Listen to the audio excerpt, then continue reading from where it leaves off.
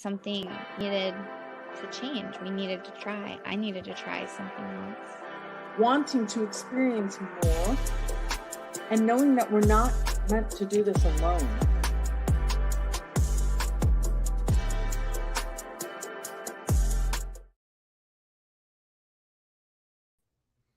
Hi, everyone, and welcome to Chronicles of the High-Powered Female CEO. This is episode 3, and I am thrilled to bring on my lovely friend and also mentor, and also I'm a client in her big, beautiful company, Jessica Rhodes. Jessica Rhodes is, okay, what's your official title at Interview Connection? You know, I was just saying to one of my team members today, titles are so fluid. So I really don't, I'm not the CEO. My business partner is the CEO. I just call myself the founder. If you had to be technical, I fall into the chief operating officer title, but I just say founder because I go where I need to go. I love it. And I'm so excited to have you here with us in this space. You know, the intention of this interview, Jessica, is just for you to share a little bit about what it's taken your heart in this journey, right? Everybody else wants to hear like the tangible stuff, like give me the strategies or, you know, whatever. How do I get to 7 figures in my business? And I think you're probably used to getting recognized for that kind of stuff, right? But it's the inner game that we're more interested here. Yes. And I'm so happy to be here because I do actually, a client was just telling me last week, you know, she was like, you have such a linear brain. And I tend to, when I create content, it tends to be very strategic and like tactical, you know, like do this. These are the questions to ask. But I always love the opportunity to talk about this side of things because in order to be in my zone of genius and to be focusing on the tactical stuff, because that's what comes very naturally to me and easy to me, there's this other piece of making sure that I am, you know, I'm complete and at peace and feeling calm. And there's so much like that doesn't happen by accident. And so I, you know, grateful for the opportunity to kind of talk about that stuff today. Yeah, that's so great. So what I do with these interviews is I share a few themes, right, that I've heard women sort of talk about.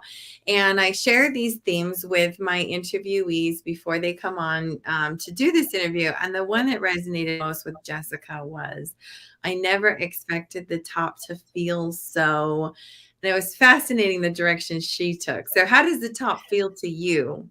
It feels peaceful. Not every single day all the time, but that's why, you know, there's always a yin and a yang in life. But I never expected it to feel peaceful because growing to this place in business, you know, we have a multiple 7-figure company. We have over 25 full-time employees. It's a big business for the entrepreneurial space. It's technically a small to medium-sized business, but you know what I mean. So growing here has at times felt incredibly chaotic, incredibly stressful.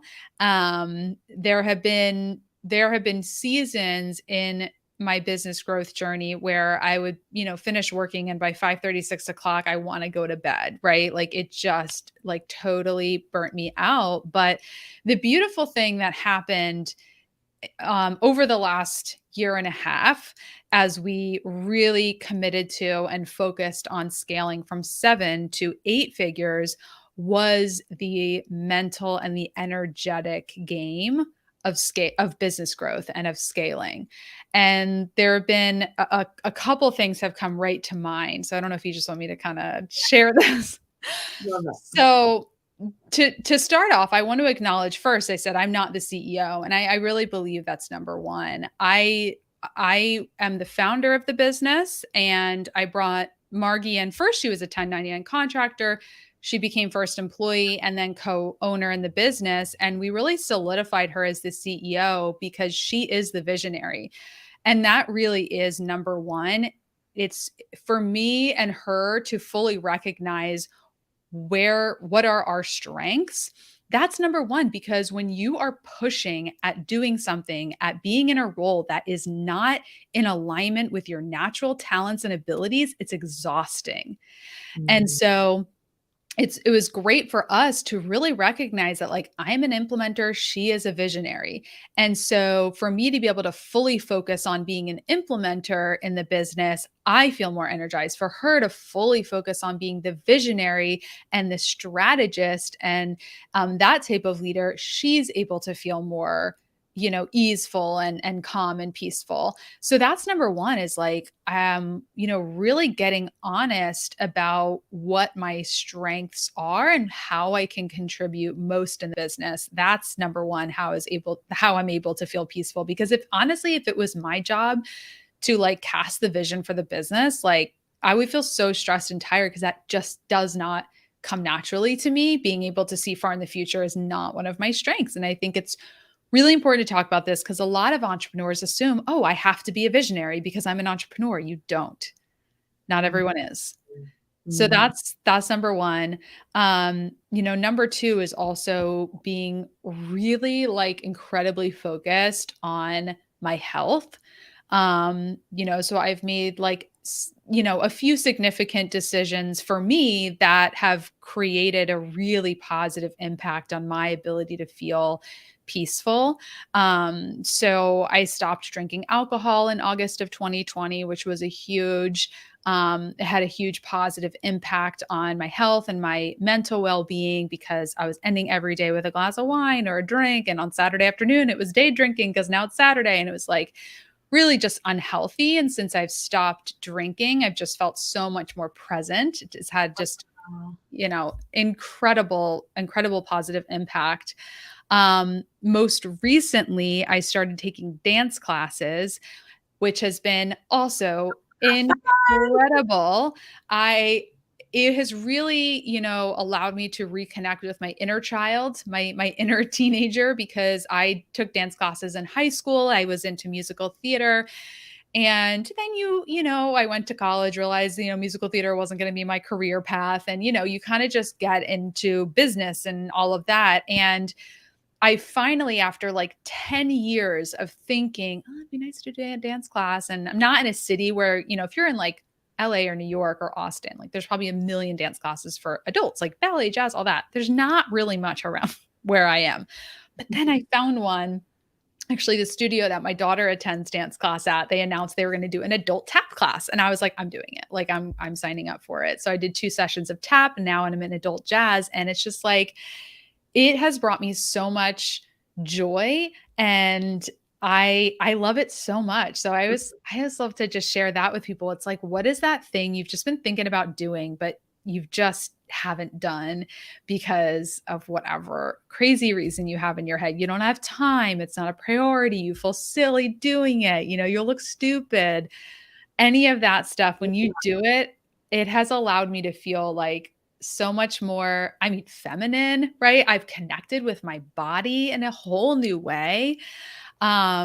So those are just some things off the top of my head that I really felt called to share, because when I think about, and then most recently, and then I'll stop talking. So I went and got Reiki on Friday, and it was only the second time I've ever gotten a Reiki treatment. And oh my God, I feel amazing. I just went on Friday. It was like a few days ago. And it just like, I'm not even going to begin to try to explain it, because clearly, like, I'm not an expert. I've only had it twice, but doing things like that, like really embracing energetic healing modalities and methodologies, learning how to calm my nervous system, all of that has had such a positive impact. Literally just over the weekend, typically, right, you're thinking about your business all the time. You're like, oh, Sunday, I'll just get to work because that'll make my life easier on Monday. No, it just means you're going to work more, right? So I was able to, because of the, dancing instead, dancing as a way to exercise on the weekend, and like going to Reiki, and like really focusing on how present I am. And I was just able to be totally present over the weekend and not be jumping into, Monday Jess, work Jess, beast mode. So I'm curious, because you have a family too.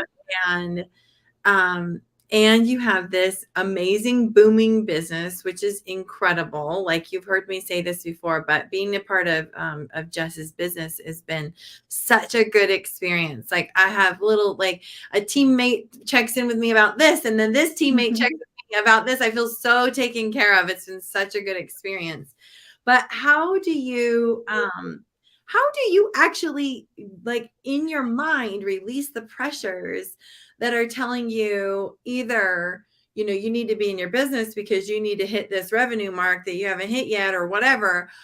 And then if it's not that one, it's the one that says you need to be home with your kids. Like, you need to be spending more time with your kids. Like, how have you done that? Yeah. Well, I would say the first thing is just like really, having a very clear, predictable schedule. So for me, like my kids are in elementary school, so they leave for the school bus at 8 a.m. They get back at 3:30. I'm pretty much working like 9 to 5, but my husband is more of the default parent. Like, so he is around to like greet them when they come home and like get them doing their homework and stuff like that. So like we have a clear role there. And it's interesting. I just saw somebody did a TikTok about kind of the role reversal, right? Like if you kind of grew up in like that traditional household where like my mom was mostly a stay-at-home mom, my dad worked, right? There is this sort of like this assumption that like, oh, mom is more with the kids, but like in our household, that's different. My husband, he works and has his own business, but doesn't quite work as many hours as I do. It's a little bit different. So there's just having really clear communication and roles around like who's doing what and when, and definitely not perfect about that all the time. There's sometimes, my default is just like, oh, I'm going to go like work a little bit extra here. But if I don't communicate that clearly to Jamie, it's like not good. So it's like, you got to really communicate that.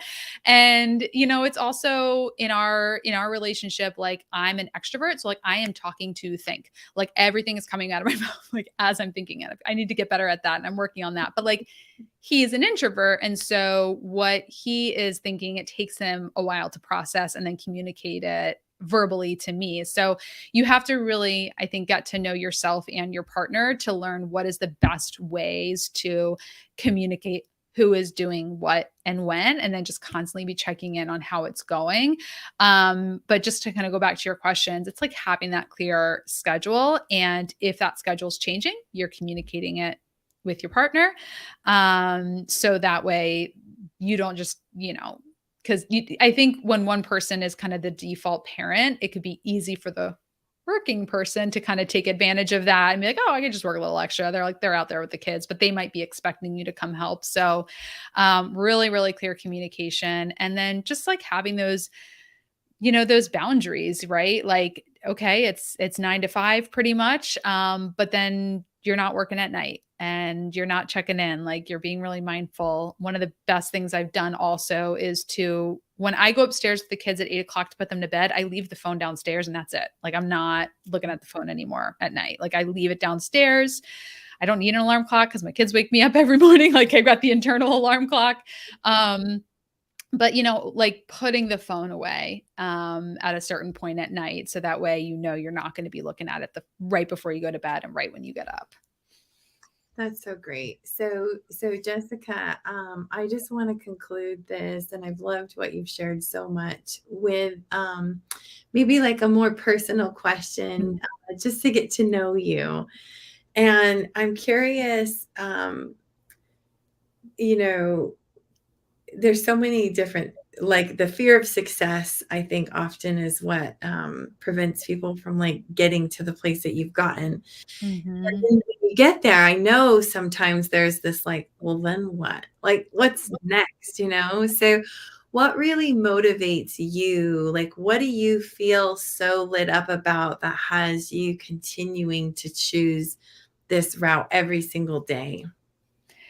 Yeah, honestly, like the word that comes to mind is freedom in every sense of the word. Like freedom to like invest in what I want to invest in. Like, freedom to go on vacation with my family, freedom to go shopping without being stressed that I don't have enough money, like freedom to hire people to help me with stuff that I'm not good at. Like we were working with an interior designer to like redo our bedrooms and stuff like that. And like stuff like that, like staying in your zone of genius, you know? So just that increased like financial, you know, not just stability, but like, I can't think of the word, but just like financial abundance, it opens up like so many possibilities. So that's always what I remind myself of like when there are those, you know, and I'm not saying that, oh, because like, oh, I'm so calm and peaceful. Like there are times of stress, like there are stressful and like difficult conversations to be had. There are, you know, difficult things to go through even at the top. But when you do go through those times, you can be reminded of like, this is providing so much for me. So did you not grow up with having like a lot of money options and possibilities? Yeah, pretty much. Mhm. You know, my dad, he lost his job when I was 13. So I think he did like fairly well, you know, like not my parents have always been like really frugal, but like he had a decent, like very you know, stable job up until then. But then he lost his job when he was 13. When I was 13, he was 13. When I was 13, that was right before 9/11 and he got cancer. So my pretty much my whole adolescence was like pretty like hard times, you know. So Wow. for our family, like I was babysitting by the age of 11. And you know, got a job as soon as I could, probably age 15. So yeah, things were very tight financially. Always had food and a roof over my head, but it was typically food from like the bargain grocery store and you know, wasn't there weren't really big vacations and stuff like that. So things were definitely tight. And that experience definitely contributed to my work ethic and, you know, some of my ways of being with money.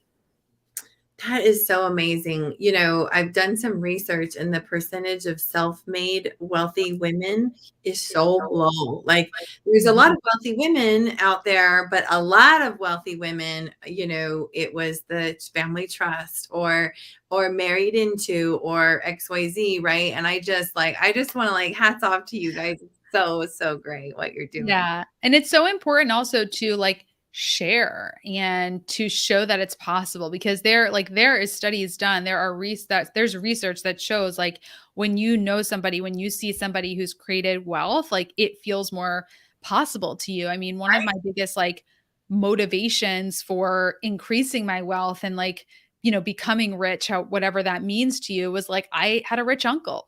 Like and like, to see, like, how baller his life was, I was like, "I want that," you know? Like, Baller.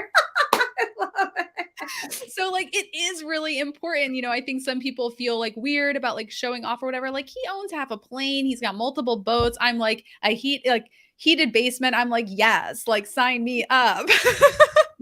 I love it so much. So, Jessica, thank you so much for sharing your heart with us today on the show. Any thank last you words so you want much. to share? No, I think I said heated basement, I meant heated, garage floor, so just wanna clarify that important fact for anyone who's like, "What's she talking?" I missed it. I missed it. All right, good. Because that's the thing I would have been thinking about for 5 hours after this interview. Something I love about you, Jessica, is that you are like you're so friggin' real. It's like you can just reach out and like I could picture us like hanging out with our kids together. And I'm like, Totally. you're a millionaire. So good job. This is fantastic. Like, I told you I talk to think, so that's very real. That's how I am. so great. Thank you for having me, Melissa. You're a Thank you joy. so much. Thanks everybody for watching. Bye bye.